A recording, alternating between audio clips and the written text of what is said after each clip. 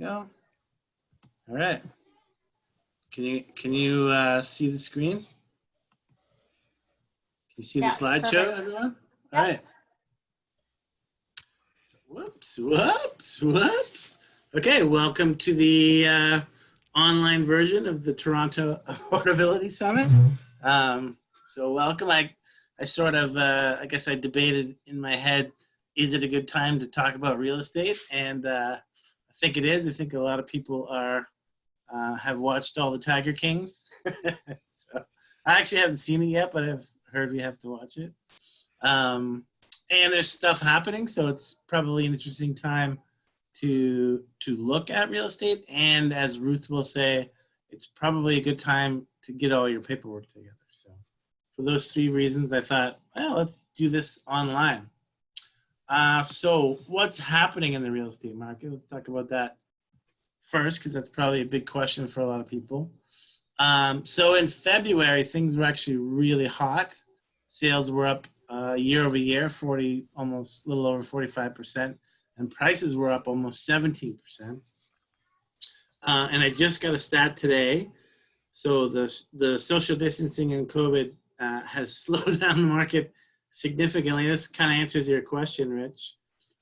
So month over month, so March compared to February, showings were down 22.7%.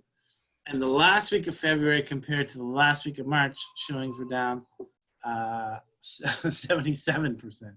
So that's pretty huge. And then offers. So this site actually tracks registration of offers. And they were down 15% month over month and 75% comparing week to week. So things have really kind of slowed down. And, you know, what I've noticed is, I mean, buyers are really kind of holding off their purchase decision. And sellers are either, you know, if they have to sell, then, you know, maybe they'll look at it, but they're really kind of hesitant to sell at a lower price. So that's slowing down that. But there are still people that need to buy and sell. There's people that have committed to purchasing and so need to sell at least eventually to get the deals done. So I think, you know, there still will be a real estate market. It's definitely slowed down right now. And then just in terms of kind of what's the long-term market outlook, I think is probably more interesting. So there will be, you know, based on everything I read, there will be a recession, a bigger recession, probably as bad as 2008. But the market will bounce back. And the reality specifically in Toronto is really people want to live here. So people are, you know, A, want to rent here, B, you're going to keep moving here, you know, and C, the fundamentals are we don't have enough houses for everybody basically. And especially houses, there's a very limited supply of houses. That supply actually exists flat, and then we're just building more condos. And we weren't building those fast enough. So, you know, I think once all this recovers, long-term, the market will still be strong. So that's kind of a quick update on the market, and let's kind of dive into what we want to talk about today. So kind of what I want to talk about is interest rates and money supply, and I know Ruth will have an opinion and some of that stuff. I want to talk about the property ladder. So I'll explain what that is when I get there. And then some opportunities, some types of ownership opportunities that are, you know, not new, but certainly might be a little more interesting right now. And then Ruth's going to jump in and talk about what's happening in the mortgage world. And Rich is going to jump in and talk about what's happening in the legal world, our deals closing and how are they closing. And then, you know, specifically, if anyone here wants to move up, what are the co-ownership legal implications? And Rich is an expert in that. He actually did a deal for me. He might not remember that, but he did. How could I forget? How could you forget? So just a quick legal disclaimer. So I am going to show you some numbers. And while those numbers are good for those actual situations, I can't promise anyone you're going to get those numbers. That's basically what this is saying. Rich, I still haven't run this by you, but I copied it from a friend who's a lawyer, so hopefully it makes sense. Okay, so just quickly, let's talk about interest rates. And I think to talk about that, we need to talk a little bit about what is money and what is the money supply. So really money is basically a medium of exchange, a unit of account, or store of value. And traditionally, money was a physical commodity like gold or silver. Because it was limited in supply, you had to actually dig it out of the ground, so it took resources to create, and it was rare, and it was widely seen to have value. So what does that mean in today's market? So really the traditional perspective, and if you ask my dad, he would say money doesn't grow on trees. Cold hard cash, money holds value. That's kind of a very traditional perspective, and it actually made sense, and we'll talk about maybe why a little bit in a minute. But if you think of a modern perspective where, actually most of our money isn't even in paper anymore, it's just ones and zeros in accounts. And currency is really money without intrinsic value. So it's unlimited in supply. The government can print as much as they want. And it's really free to create, especially if they don't actually physically have to print anything. So what that means is, now remember this, inflation is constantly eroding value. And importantly, money is not wealth. Financial leverage builds wealth. And I like to quote Robert Kiyosaki in that, when people are building wealth, they use debt for financial leverage. So, I should mention, if anyone wants to, has any questions, there's a little question or a little chat button. Just jump in there and ask questions, and then I can answer those as we go. So what happened in the last economic shock is the U.S. printed basically close to $4 trillion, $3 and a bit trillion. So the money supply, which is like basically the value of all the money out there, it grew to about 850 billion just before 2008, and then to stimulate growth, they actually printed a bunch of money and added trillions of dollars to the money supply. But the important thing is, it's really what was the distribution and where did that money go? And the interesting thing in that case is they didn't bail out owners or mortgage holders. They gave the money to financial institutions, which was an interesting choice. And actually, we didn't have the same situation in Canada, and we are unfortunately tied to the U.S. interest rates. And what ended up happening was wealthy people ended up borrowing money, and then they could buy real estate, and that's really driven the price of real estate up over the past few years. So now, fast forward to now, which is probably what everyone's questions are. What's happening now? We're in a situation where our government's going to print a whole lot of money, and actually that's a good thing. If you look back to the Great Depression, the problem why it stayed, it was like a 10-year phenomena, was really at the time the government was stuck on a gold standard and had no ability to print money, create jobs, all that kind of stuff. So I think, in the short term, it's a good thing for Canada. It's a good thing we have this ability to do it. You just long run, you have to think what's going to happen with all that extra cash out there. And part of it is wealth is going to have access to cheap interest rates eventually, Ruth, eventually, not right now, but eventually. And inflation will probably, go up and drive the price of real estate even higher. Oops, sorry. So how have we been told to build wealth? So, basically my dad would have said, pay down debt, save and invest. The problem is, in a time, especially now when there's going to be a lot of inflation, is that inflation erodes the value of all the money that's out there, right? So they print trillions of dollars more money, and the value of all the money you have shrinks. So your savings actually lose value. Real estate goes up because it's a real tangible asset, and it becomes harder and harder to build wealth, right? I call that the vicious cycle of saving. And then the virtuous cycle of real estate ownership is when this inflation erodes value, your debt is actually worth less. Your rents will go up, and your real estate is worth more, and you can borrow more money, hopefully, Ruth, and it becomes easier and easier to build wealth. I call this the virtuous cycle of real estate ownership. Okay, that's the end of the economics lesson. Let's dive into the talking about the property ladder. So when I meet with people, I like to understand what are your goals. So what are your financial goals, but what are your goals in real estate ownership? And it could just be, listen, I want to be able to eventually have a home in the city. I really just want to be able to live in the city. Some people are interested in how I can live for free, or potentially, later down the road, replacing their income, or, building some kind of legacy for their family.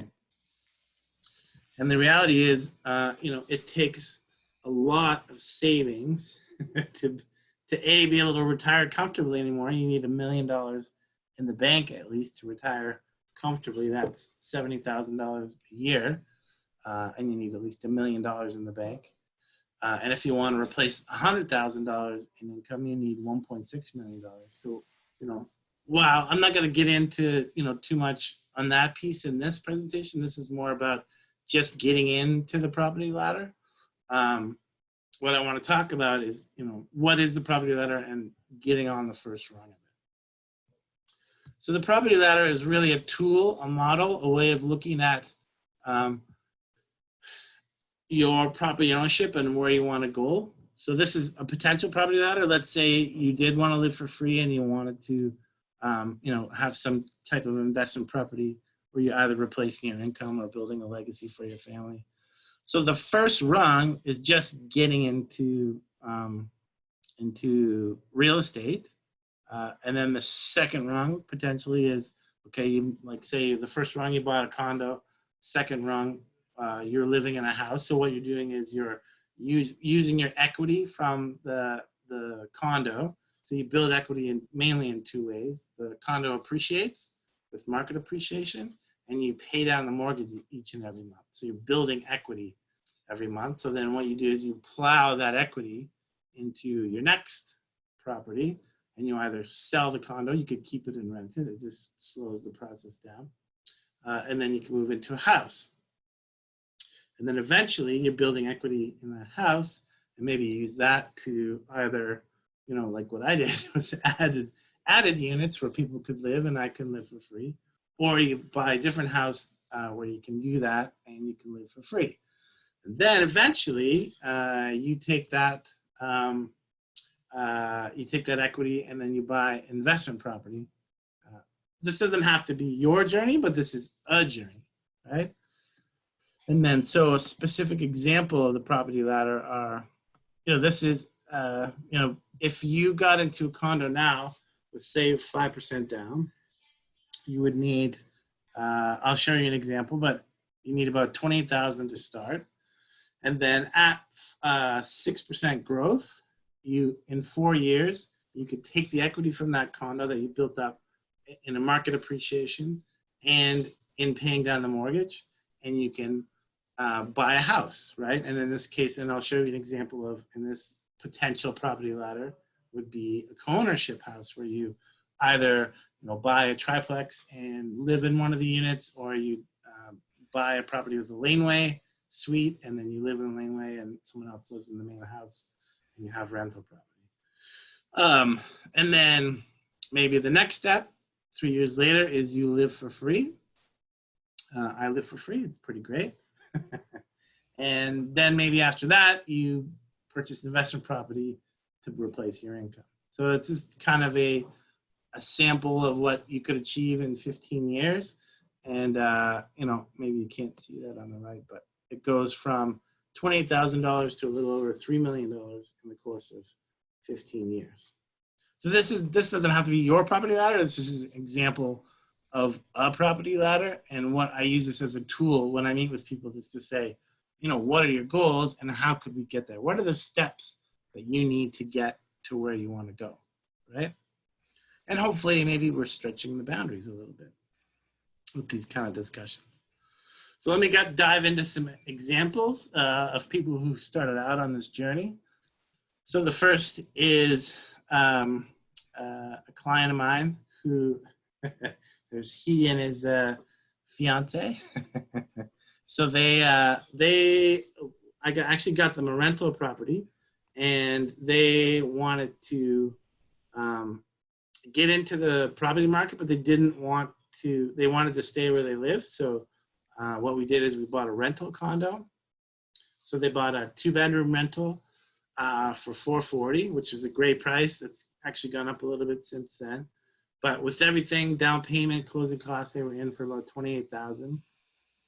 Now the plan, and they're basically out, $0 a month. The rent covers the cost of the mortgage, the condo fees, the taxes, all the insurance, everything. You pass the hydro on to the tenants.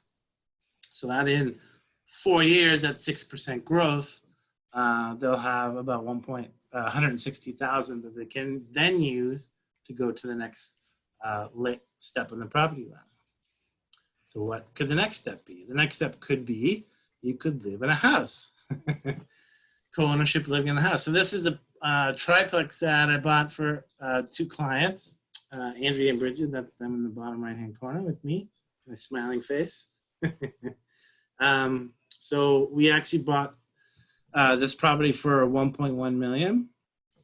So the down payment for each of them at 20% was $130,000. Now they had money, and they were deciding whether they should just buy a condo each or go together and buy a house. And then when we found this property and figured out the numbers, we realized, we each get to live in a place. We can rent one of the suites and have that offset the costs.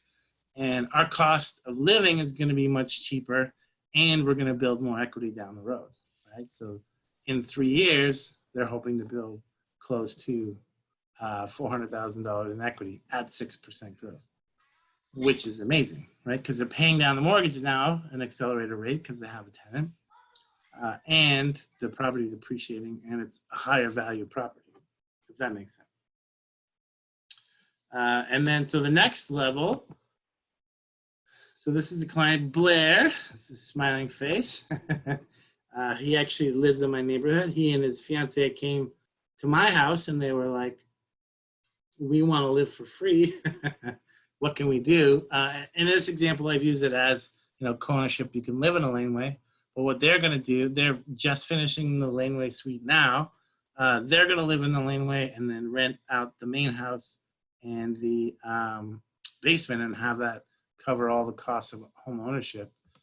And then they're going to build a bunch of equity, a little over $400,000 in 3 years. So they're going to be in really good shape. And actually, their plan is they're going to do this and buy another one and keep going. So they're going to move quickly. If anyone has any questions on that, just put it in the messages. That'd be great. In the chat. Just going to check the chat here. I'll just type in there so everyone can see. Hi, everyone. So if you have any questions, just type it in there, and then I'll kind of pause and check it from time to time. And then I'll just kind of move. So that's now we've gone through, basically what's happening in the market, what's happening with money, and how money, the current situation where we're printing tons of money is going to drive up the price of property eventually, not right away. And then we talked about the property ladder, so how you can get into the property market and then move up. And here are 3 options. Now what I want to do is talk about some potential other options right now that are actually pretty good pretty interesting if you're thinking about getting into the marketplace, if you haven't got into the marketplace. So the first one I want to talk about is buying a condominium on assignment. So what that means is basically when someone buys a condo pre-construction, there is if they're allowed to, there's a point before they close on the property, before they actually take physical possession, where they can basically sell you the right to buy the property, if that makes sense. So you're not actually buying the property from them, you're buying the right to buy the property from them. And this is actually a particularly good time. Ruth, I don't know if you've seen any of these, but there's potentially now with people being temporarily laid off, they may not be able to close on a property because they actually don't have a job right now, or are just kind of nervous about it. And assignments, I've noticed in the last few weeks, are becoming more and more. Ruth, I don't know if you've seen any of those.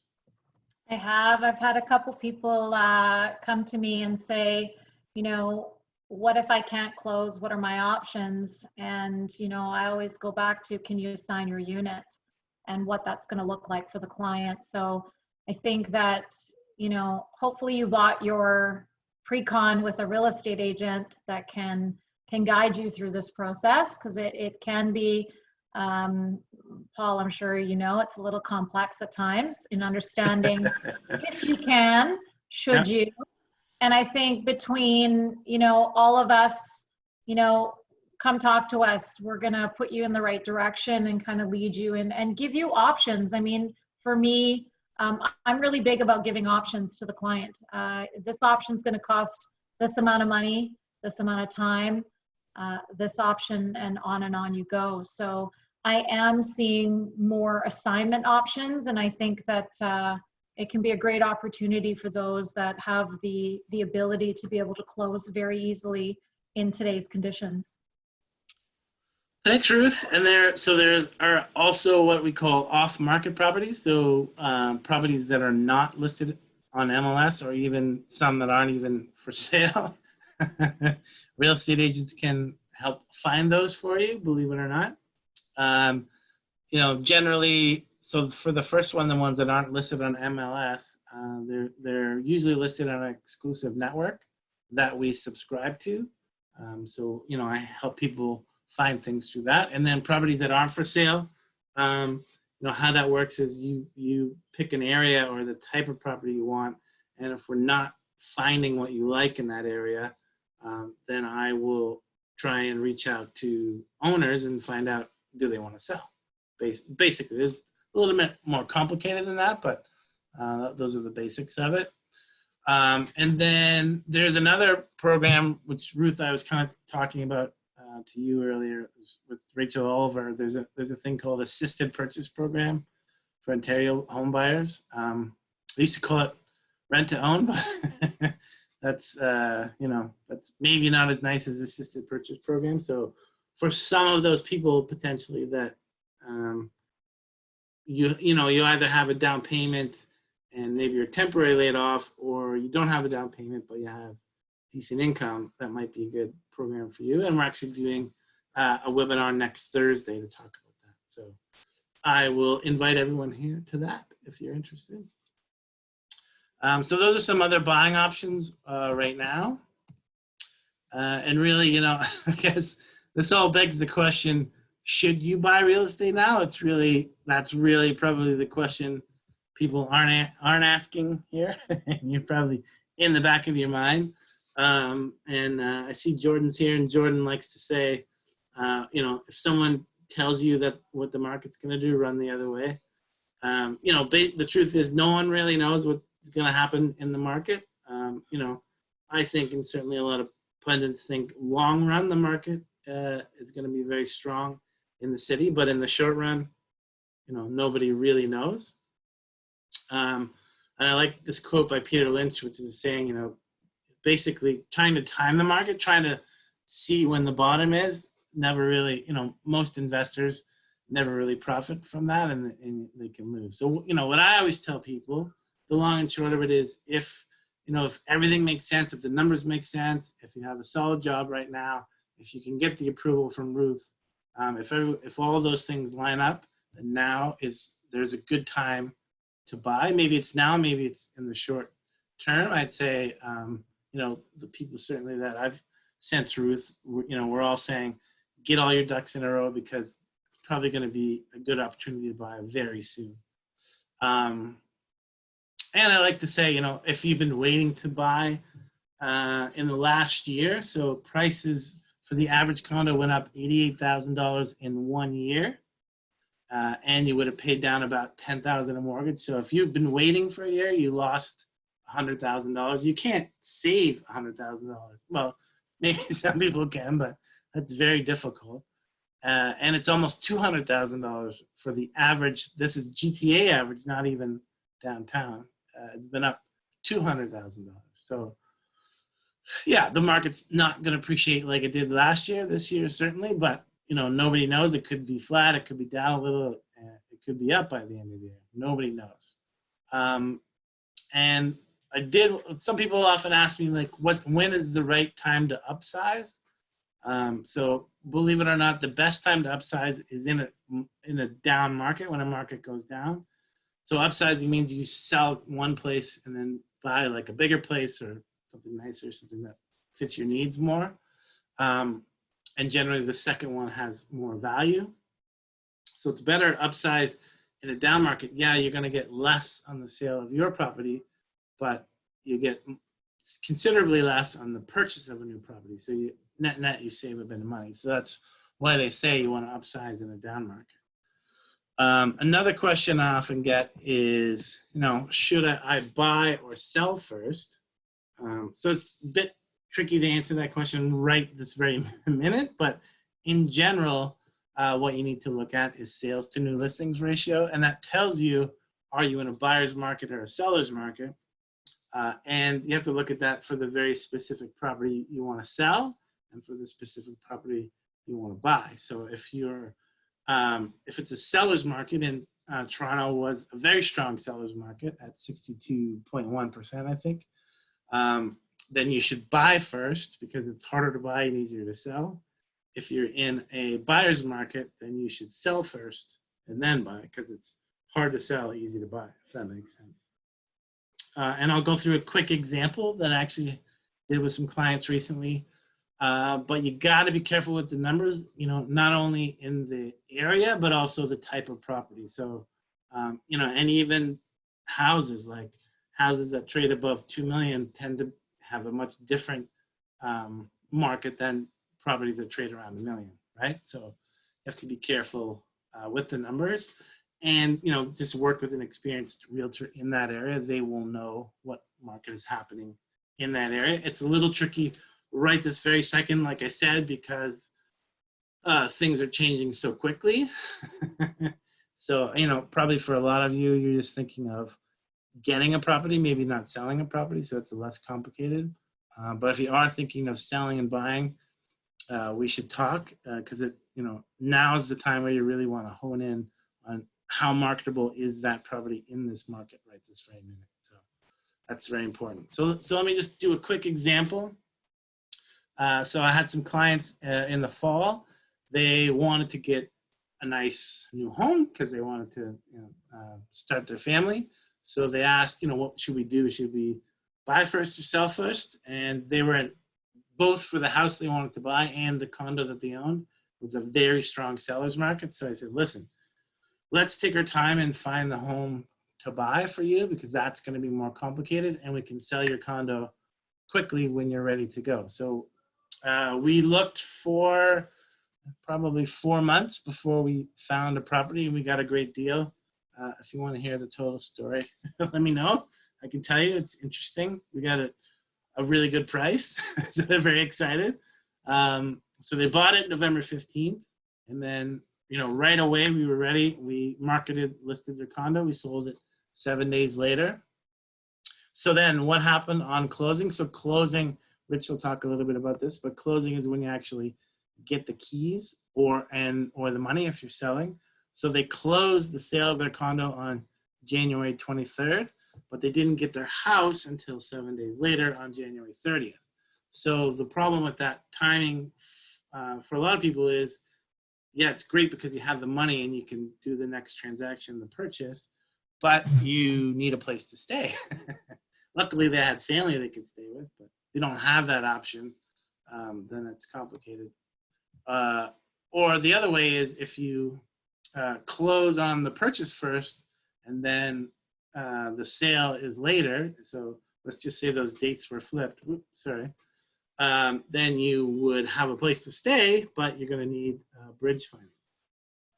And Ruth kind of mentioned that earlier in the chat, and she can talk about that quickly when we get to Ruth. And I will say, if you're, planning on trying to line up the dates, the closing on the home and the sale, you can't actually usually move on the day that you close. So I usually get the keys at the end of the day. So I've heard of horror stories where people are like, hey, the movers are here, the truck's full, where are my keys? Rich and I usually tell people, don't plan on moving that day, plan on moving the next day, if that makes sense. Okay, so, really kind of what I want to say is,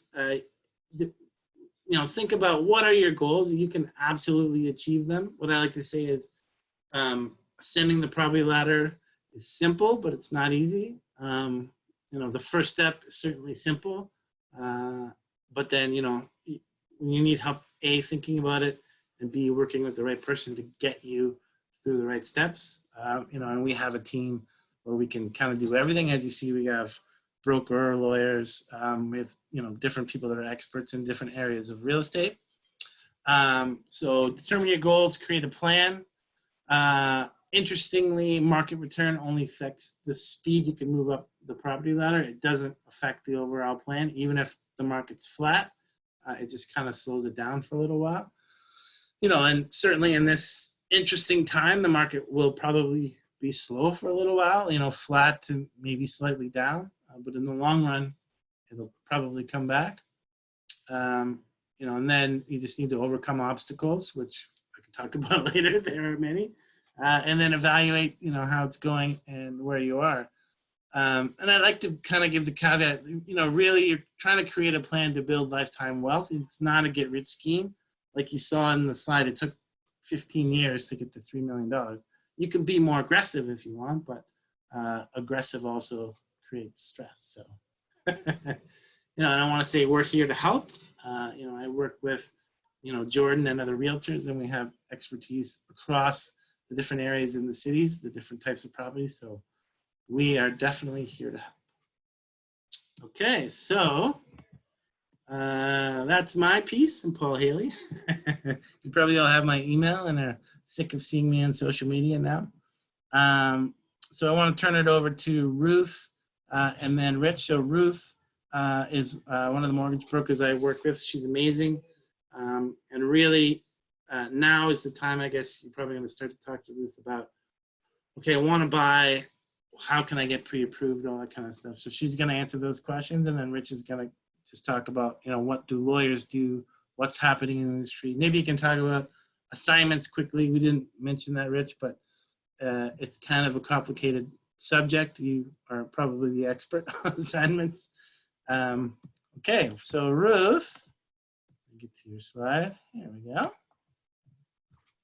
Hi, so thank you so much, Paul, for having me. I love being able to share the latest and the greatest in the mortgage world, because right now we're changing on a daily basis. And, from a conversation I had with you yesterday about a client that I can, get pre-approved, today that could be a different story. So it's really good that we're able to stay in contact with each other and share all this great information. So I'm a mortgage agent with Outline Financial, and I have a really great team with me, behind me, to get you from point A, pre-approval to finding your home and closing on your home at the end of the day. I typically want to start with a 15 to 20-minute phone call with you and get a good overview on what you're looking for, what you're trying to do for your mortgage. And we'll talk about things like down payment. How much money do you have to put down on the home? And we'll talk about where those funds are sitting, whether it's RSPs, whether it's cash, whether it's gifted funds. We'll talk about rates, where mortgages are right now. So in the media, we are seeing that Bank of Canada dropping. What does that mean for actual mortgage rates? You know, most of my clients are calling me up saying, great time to buy, mortgage rates are falling. Well, the honest truth on that is right now is mortgage rates are increasing. Yes, increasing. We've got prime rate that is decreasing. So if you have a line of credit right now, then your line of credit has just become a little bit cheaper. Variable rate mortgages. We're starting to talk about those again. We've kind of put variable rate mortgages on the back burner for a couple years. And the variable rate term is a number that's based on prime rate. So with prime rate coming down, variable is starting to become a nicer choice to lock into for your mortgage. We'll talk about the term of your mortgage, whether you want a term of 1 year, 2, 3, 5, 7, 10, what's going to work best for you. We definitely don't want to lock you up into a 10-year mortgage if on your property ladder plan, you want to sell in 3 years, you know? So we want to have those conversations with you. We definitely don't want to just put you into the best rate that's out there because that may not work for your situation. So I think the conversation is really important. Amortization at the end of the day, that is the length of time that we stretch out the payments of your mortgage. And if you are doing less than 20% down payment, the maximum amortization that you can have today is 25 years. And once you're able to do more than 20% down payment on your mortgage, we can stretch those payments out over 30 years. And what it does is it brings down your cash flow on a monthly basis. So for those that are investors and they want to control what their monthly obligations are compared to rent and property tax and condo fee, that might be a good way to kind of get those numbers into a place that's going to work for you. Paul, I'll get you to switch to the next slide. So this is one of the examples of your clients, Paul, that bought their triplex, I believe. And the purchase price was $1.1 million. And I believe in your example, you talked about them splitting the 20% down payment. So this slide is basically just showing you on a monthly basis what a 25-year amortization on the right and a 30-year amortization, what your monthly mortgage payments are going to look like. And in this example, you can see that there's different rates as well. So a lot of lenders are going to give you a little bit of better rate if you go with a 25-year amortization mortgage versus a 30. And you can see the payment difference, you know, a couple $100 there out of your pocket. Yeah. Yeah, and in my mind, like for them, you know, cash flow is king, right? So even though you're going to pay a slightly higher rate, you're looking at, you know, a little over $400 a month less that you have to pay. And especially if we're talking about you're only going to be in this property for 4 or 5 years, it might make sense that you have, you know, cash flow is king, right? Right. And I always try to remind clients that, you know, rate is not something that I talk about kind of on the forefront. I do get a couple clients that'll call me up and say, you know, what's the best rate out there? Unfortunately, rates is a huge matrix. And if I give you best rate, I don't know if you're actually a client that can qualify. I've got one of my lenders that they have 4 tiers of lending, 4 different pricing. If you have a Beacon score of 680, if you have a credit score of 700, if you have a credit score of 820. Now, 820 is a really high Beacon score to achieve. And the rate is great, but not all clients are going to fit into the box. So, you know, I try to talk about rate in general terms and just know that I want to get you the best rate out there. I don't get really any benefits for, putting you in a place that's going to be a higher rate unless that bank is the only bank that's going to do that particular product for your particular, situation. And I'm going to be, fully transparent when it comes to that stuff. Like, why are you going to pay more to go here than here? Well, in the long run for your situation, you either want, you're getting a mortgage or you're not getting a mortgage. So with my investors, got to remember, you get to write off that mortgage interest. So I look at it as cost of doing business sometimes. So I really put it on the back burner, Paul. So, it's not the first thing I talk about with your clients. Yeah, totally. All right, next slide. Next slide. Okay, so this conversation is a little bit different than I think we've had before, Paul. There are some changes because of what's going on today. So typically, these kind of questions, we're going to get through in that 15 to 20 minute conversation that I'm going to have with the clients.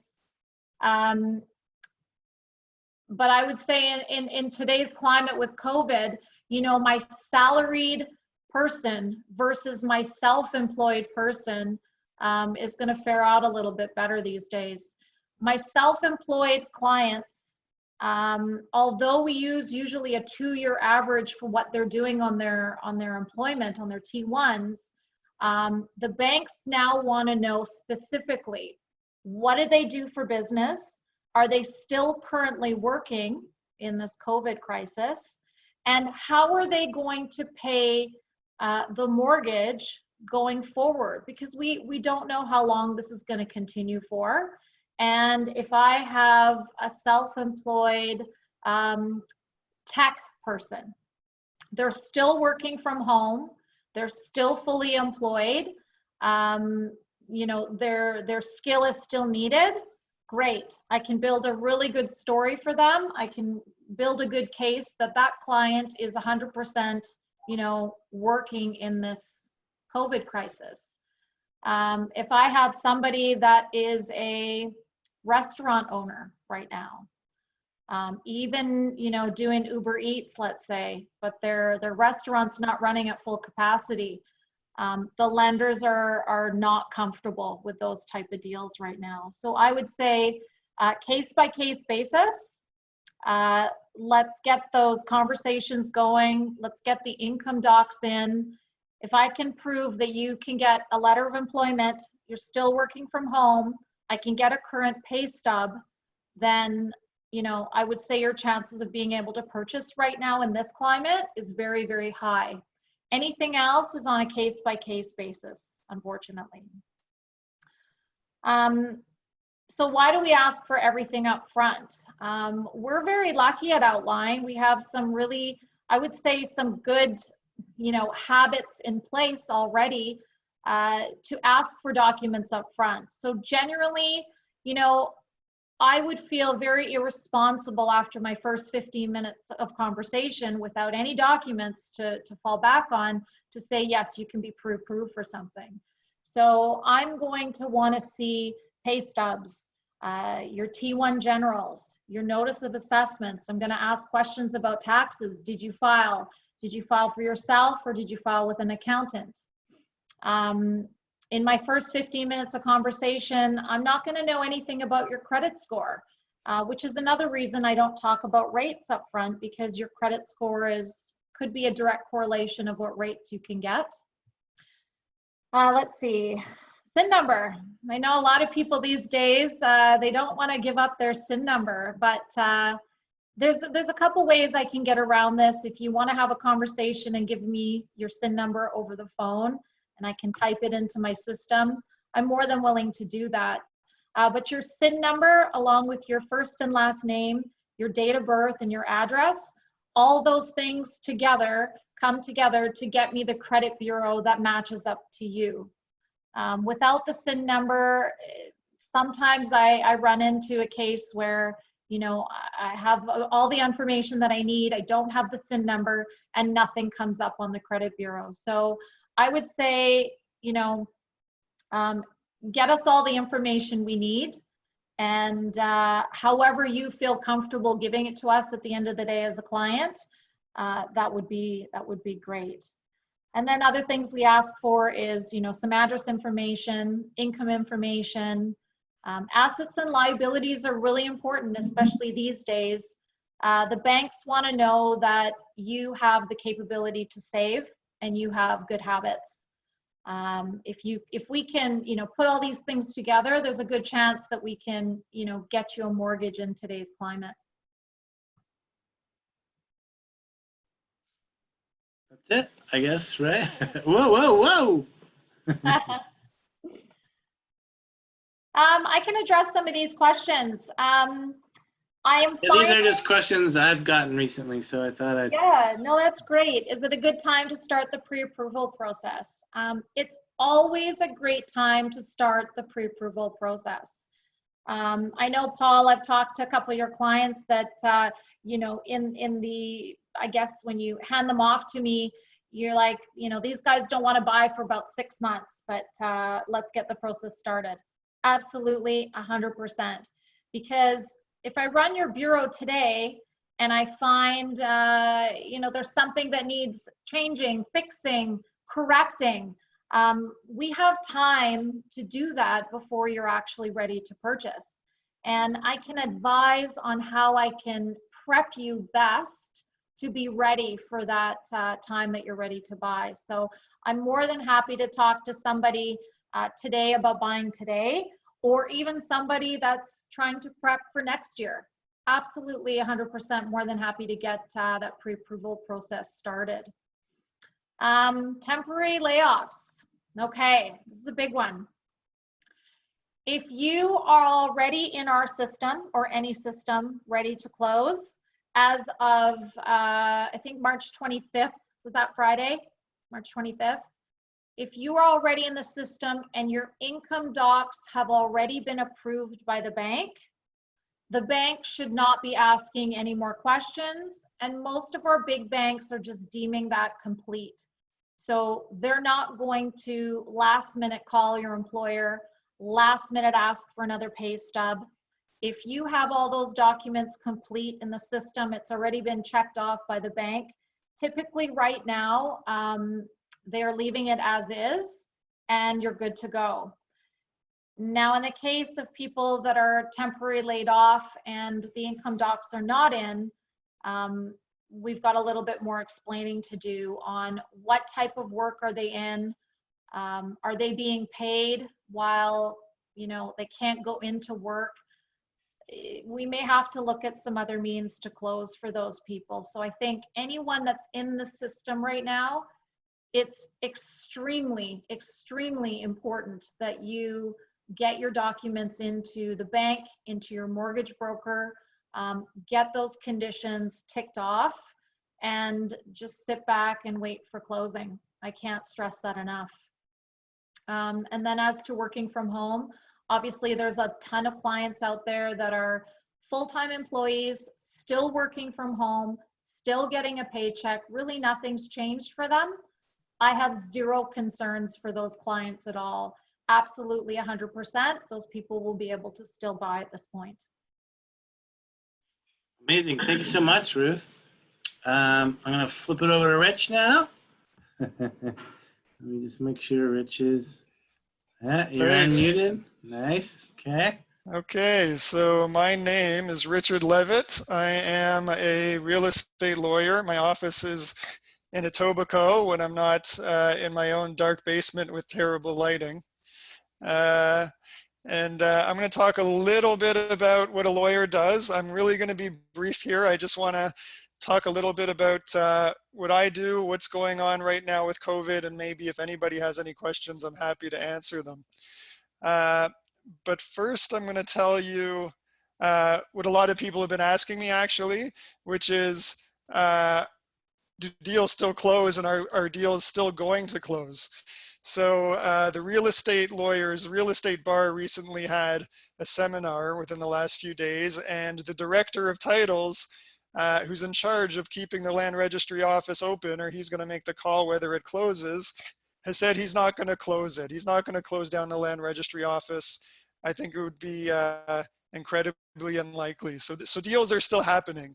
Whether or not people are still entering into transactions, that's another story. But as long as the land registry office remains open, and as long as the banks remain open, and then I guess as long as the province continues to deem lawyers and brokers and real estate agents as essential services, then deals are still going to close. So that's still happening. So all the facilities are in place to keep those things going. So that's just one thing I wanted to get out there right off the bat.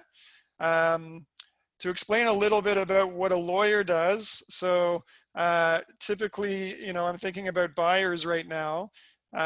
We review the agreement of purchase and sale often, unless, you know, sometimes it comes in and it's already signed and firm, but sometimes we get questions before the deal is firm, so we can review the agreements.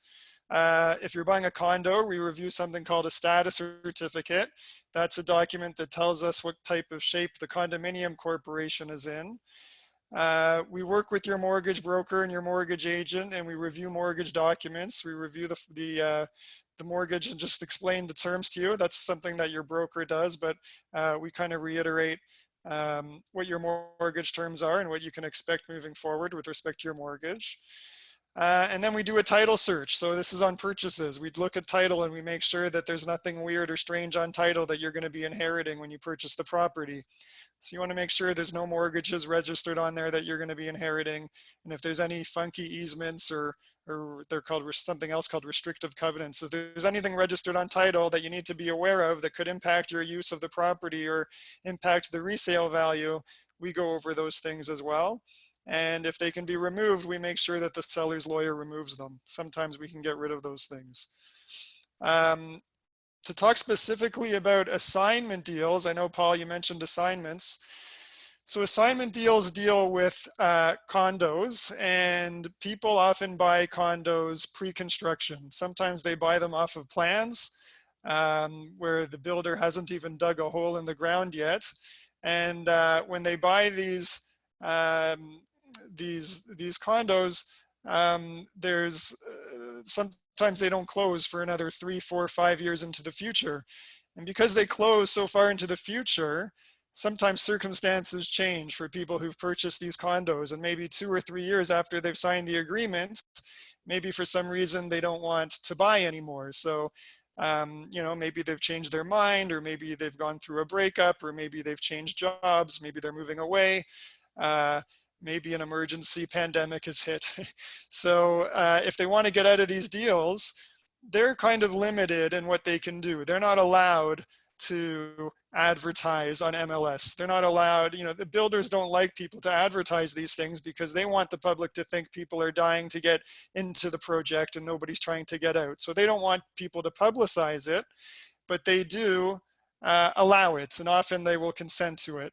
And I think now might be, like Paul said, a good opportunity for people to buy into these assignment situations, because if somebody's trying to get out of the deal, you know, when they bought in, the property values were depressed. You know, they probably bought 3, 4, 5 years ago, and the property values have escalated. And if they're looking to get out of the deal, it might be an opportunity for buyers. I think the thing with assignments, and this applies to everything, is you have to get your team of experts involved as soon as possible. You want to get your agent and your broker and your lawyer involved very early on in the process. This is with everything, but especially with assignments. You know, agreements on assignment deals can be anywhere from, you know, 30 to 70 or 80 pages long. That's quite different from a typical agreement of purchase and sale, which is usually 5 to 10 pages. So you really got to get everybody involved early on in the process so you know exactly what you're buying and you know what you're getting into. So that's my little spiel on assignment deals. But what else can I talk about? I mean, I think in terms of this current pandemic, I'm seeing a lot of anxious clients, a lot of uncertainty. People who are buying are a little bit worried if their jobs are uncertain. They're worried about their financing. They're worried that they may not be able to get approved for a mortgage, or if they've been approved, they're worried that they may not be able to carry their mortgage and make their mortgage payments. And sellers are worried that their buyers may not be in a position to close their deals. So we're very early on in this process. Like in this pandemic, everything's been very recent. Everything's been moving so fast, and it's only come on within the last 2 weeks. So we're still seeing business as usual mostly. Like deals I've seen are all closing. Everything that's happened has kind of gone the way it should. We're meeting with clients remotely instead of in person. But things have still gone pretty smooth. I personally haven't seen deals go sideways yet. I've just seen a lot of anxiety about deals going sideways, but I haven't seen deals fall through at this stage. Like I said, deals are still happening. The land registry office is still open, and we're still seeing deals come in. Like people are still buying and selling properties. I think there's a lot of demand in Toronto. Like Paul said, people still want to live in Toronto. They still want to buy houses. And as long as the land registry office stays open and the banks stay open, the deals can keep closing, and may not be as active as it was, but so far we're still seeing activity. It hasn't ground to a complete halt. I mean, I don't know what the future is going to bring, but that's what I've seen up until today. So, and do you want to talk about co-ownership a little bit too, just in case folks are interested? I mean, we can talk a little. I mean, in terms of the crisis we're going through, I don't think it really co-ownership is impacted any differently than it was before. But I can talk a little bit about co-ownership. I mean, co-ownership is something that a lot of people are looking into because the property values have gone up so high, so fast, that in order to buy a property in Toronto, people want to partner up with friends or family or business partners, and they want to buy properties together. And that's a way to get into the market. So what you need to do if you're considering this type of venture is you really need a co-ownership agreement. That's incredibly important. And you want to get something signed early in the process, right around the time you're purchasing your property, because that's when everybody is getting along and everybody should be on the same page. And it also forces you to think through a lot of things about how you're going to own the property together, and how you're going to pay for things, and who's going to make decisions, and who's going to, everybody's varying responsibilities. You want to get this agreement prepared and signed early on in the process. And that's something we do. And that's what we did with Paul is, we helped Paul and his partner negotiate the agreement together, so everybody was on the same page and they had their expectations in check. And it's a good way to get into the market, like I said, because it's so expensive to get in, and it's not easy for everybody to get in and buy these properties their values that are escalating so quickly.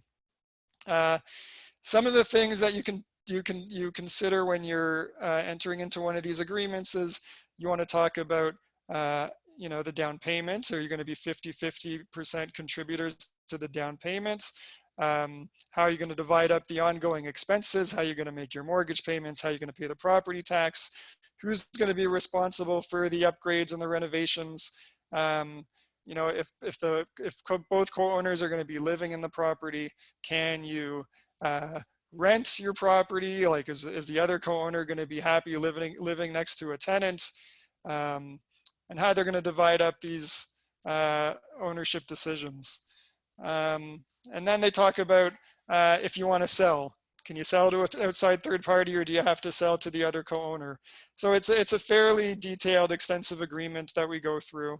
And it's definitely, if you're thinking about going into a co-ownership arrangement, again, just make sure you get your experts involved early. Not after the purchase, that was as well before the purchase as you can. And I guess I would add, the interesting part is it doesn't have to be 50-50. It could be other percentages, or there could be more than two owners as well. Yeah, right? yeah, absolutely. So yeah, you don't have to be 50-50, 75-25, any percentage that you like, right? You look like you're going to get photobombed there for a while. Yeah, I've got some kids encroaching on my territory. Surprise, mine haven't come in yet either. I was thinking for next time we should do a background for you, Rich, that's like a plane, and you can be the pilot. Yeah.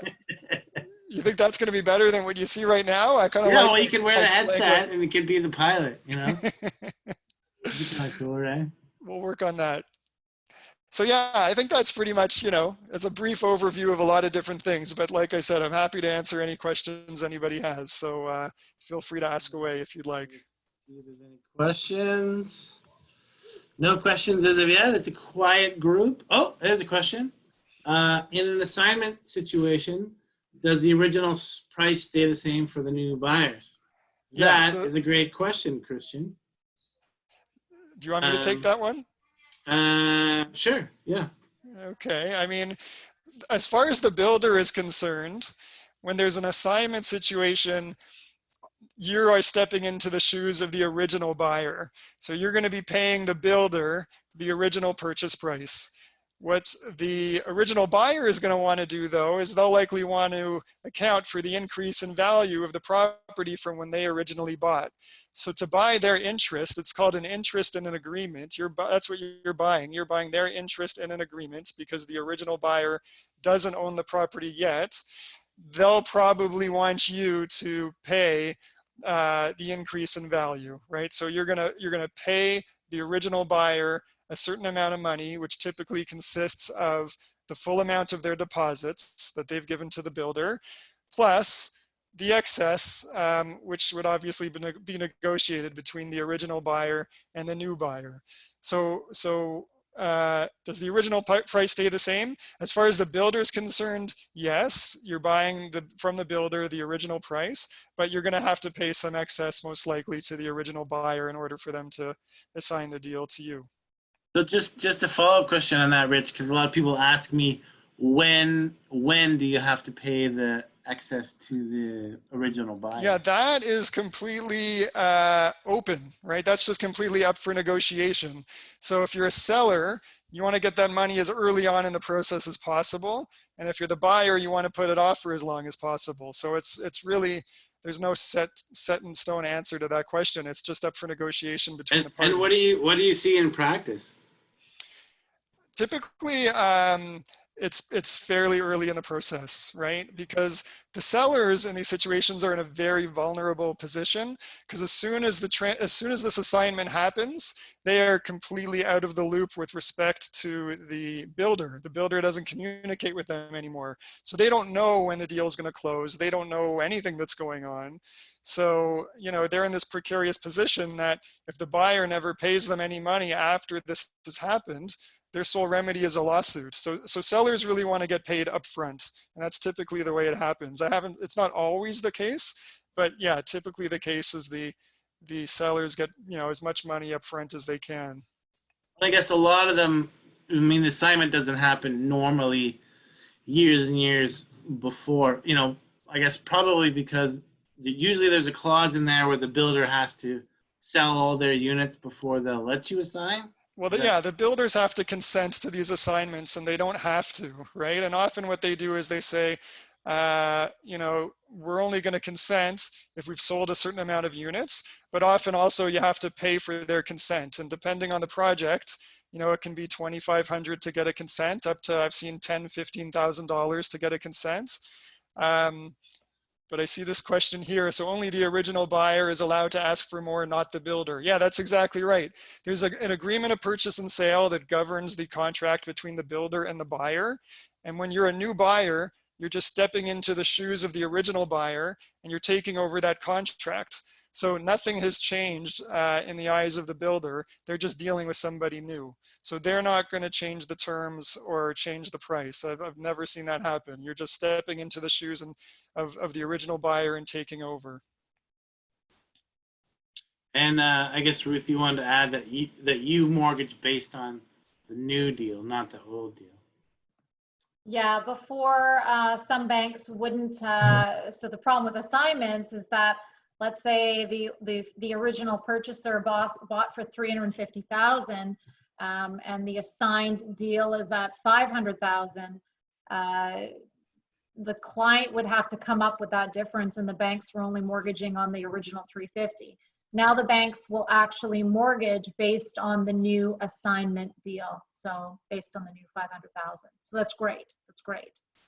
Yeah, and so Christian asks, is the builder charge a fee for permission? Yeah, so normally, this is one of the things, because I've done this with Rich many times, is there will be an assignment clause up front, and they'll normally have a fee that you can negotiate. Yeah, do you want to talk about that a little bit, Rich? Yeah, the builder, when an original buyer signs an agreement with the builder, there's often a clause in there about consent. Sometimes the builders will say right in that clause, we charge $5,000 for consent. Sometimes they're completely open and it's completely up to them.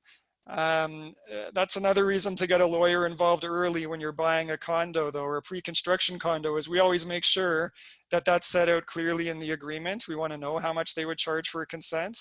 And sometimes you can actually negotiate where they're not going to charge anything for a consent. But yeah, the builder tends to charge a fee, not always. Sometimes you can get rid of it, but typically, yes, they charge a fee for their consent, and they often charge for their lawyers' fees as well. So, And yeah, typically that will say that like well, A, you can't advertise on MLS, and B, that the builder has to sell X percentage of units before they'll yeah, allow it, right? Is that right? Is that what yeah. you I mean, usually, in my experience, when the assignments have happened, they're not so early on in the process where the builder hasn't sold enough units. Usually, it's far enough in the process where the original buyer may have bought off plans, and then maybe, again, in my experience, the original buyer isn't trying to get out of the deal so quickly, and I haven't seen that many quick flips like that. Usually, it's 2 or 3 years later where the builder has sold enough units, and it's just a matter of paying their consent fee in order to step into the shoes of the original buyer. When does the closing happen in assignment? When do the banks give money? So let me jump in, and you can, I guess Ruth or Rich can jump in. So in pre-con, there's normally two phases. There's the occupancy phase where you can actually move in, but you don't own it yet. And oftentimes, what you do is you have to pay the builder like a rent, a certain amount of money that will be agreed upon up front, to occupy the property. And then normally once they get to a certain percentage completion of the building, Rich, maybe you can comment on that. I forget what the number is. Then they can sell it to you, and then you actually close, and then the money moves, right? Pretty much, yeah. Yeah. There's two closings when you buy pre-construction. There's something called an interim closing, and an interim closing means the builder has got their building permits and they can start moving people into the properties. And then there's a final closing. The final closing is when you actually purchase the property and become the registered owner. So you don't get your mortgage until final closing because you don't actually own the property until final closing. So I don't know, maybe Ruth can speak a little bit more about how the financing works on Well, those and things. Maria's clarifying her questions. She's asking the closing on the assignment deal. So that can happen again whenever the parties agree, right? It can happen before the initial interim closing. It can happen after the interim closing, but before the final closing. It's always going to be before the final closing because that's what makes it an assignment deal. If it's after the final closing, then it's just a normal deal, right? Because then you can actually transfer your ownership interest. So what an assignment is, it means that the original buyer doesn't actually own the property yet. They're just assigning their interest in the agreement. And it can happen whenever the parties negotiate. It's just, again, it's just completely up to the parties to figure that out. That's an interesting question, though, Ruth. What happens? Like, say I want to buy an assignment deal, and I have to pay the original buyer like 200,000. Do I pay that out of pocket right now, or can I get some kind of loan for that? Well, if you can go out and get yourself a personal loan or you have a line of credit already in place, then great. But not a lot of people have access to write a $200,000 check right away, or get an unsecured line of credit for 200,000. I mean, you can probably go out and get unsecured lines of credits for between 10 and 30,000 with a bunch of different institutions. But I don't see a lot of unsecured lines of credit out there for 200 grand. I mean, those are business loans. I just wanted to add with the assignment sale, development fees and closing costs cannot be added inside the mortgage. So you really, talk to your realtors to really get a good understanding of what you're going to pay in closing costs, because you're going to be taking over this property either before occupancy or within occupancy.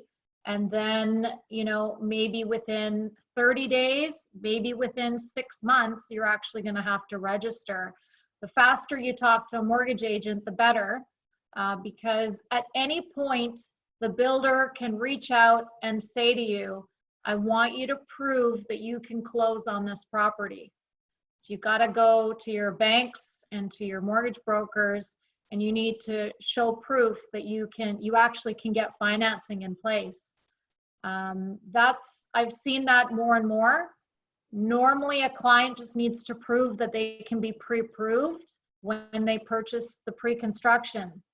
They don't have to prove that again until they actually have to close and register the property and get their mortgage. But more and more, I'm seeing my pre-con clients coming to me at occupancy stage and inside of occupancy stage before registration, and saying to me, hey, my builder wants proof that I can close and you have to provide it. So, really look at all the paperwork and make sure, you are getting them the things that they need to prove that you can close on the property. So I don't think we're answering Maria's question. I don't know. So there's going to be two parts where you have to pay money in this scenario, right?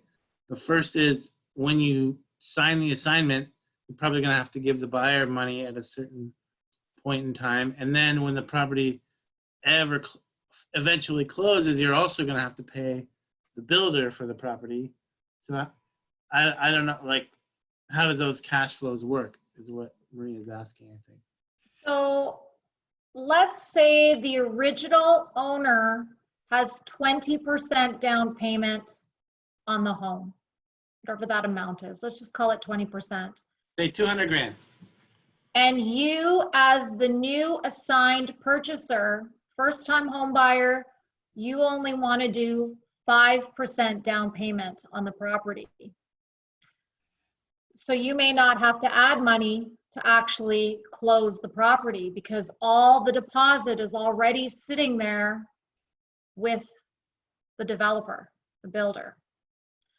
But how does the buyer get the money from you? So the original purchaser? Yeah. Okay.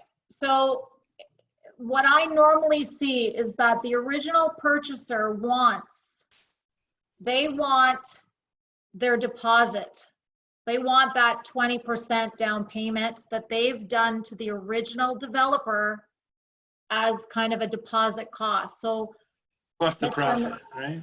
Yeah, so the new client has to come up with whatever that agreed amount money is on the forefront. At registration, when all the money actually does move, the builder is going to get the rest of their money. The original purchaser is going to get their profit, and the mortgage will be set in place. But all those numbers depend on, every assignment deal that I've seen has a little bit different twist to it. Some original purchasers just want the original deposit that they made to the developer in hand, and some of them want their entire profit in hand, and that's where you're asking about a $200,000 loan. Not a lot of people can access that kind of money to appease that large amount of money changing hands. The bank won't give it to you is basically what you're saying. No, the bank will not give you money until that building registers complete. Okay. That is when the large bulk of money will move. So they either have to have the money or access to some money to buy out the current owner or current original buyer, that's what we're calling it, yeah. Or line up everything so that when it closes, they get the balance of whatever they're owed. Correct. So that's why each deal is intricate in its own, way. Every seller is looking for some sort of different scenario, I would assume. And purchasers to assignment sales really need to talk to their lawyers and make sure they have a firm understanding of what they're signing into. Getting photobombed too, Rich. Oh, so there's Rich right there. The neighbor. Ah. So the original buyer gets the money, difference in price, say 350 to 500. So I don't know if that answered all that, Maria, but basically the answer is it depends. If they want it as soon as you sign the deal, you're going to have access to it either in a line of credit or already have the money. So the profit plus the deposit. Or if you don't have access to it, then you would negotiate to do it on closing. So it's right. And Ruth is saying these deals are all negotiable because you're not actually buying property until it closes. So they're complicated. So the final closing. Maria. Registration.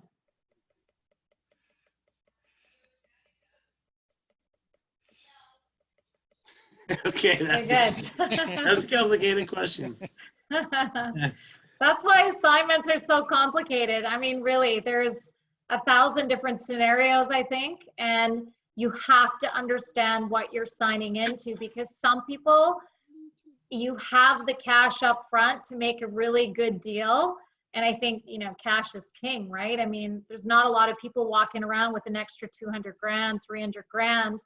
But I think if someone's selling an assignment and you have the money to completely pay them out and they can just walk away and they don't have to wait for registration, I think you can probably get a better deal on that product. Exactly. All right. Well, thanks so much, Rich. Thanks so much, Ruth. Appreciate you guys being here and sharing all your amazing knowledge and expertise. Thanks everyone for attending. I will send out a recording so you can rewatch this. And if you want to get in touch with any of us, you can just email me, paul@paulhaley.ca. And I think we had Rich's and Ruth's emails here if you need to talk to them, or just reach out to me and I will connect you. So thank you so much. Oh, there we go. There's Leo. Hi, Leo. Hi. CNS. All right. Thanks a lot, guys. Thank you so much. Bye, guys. Bye. Bye.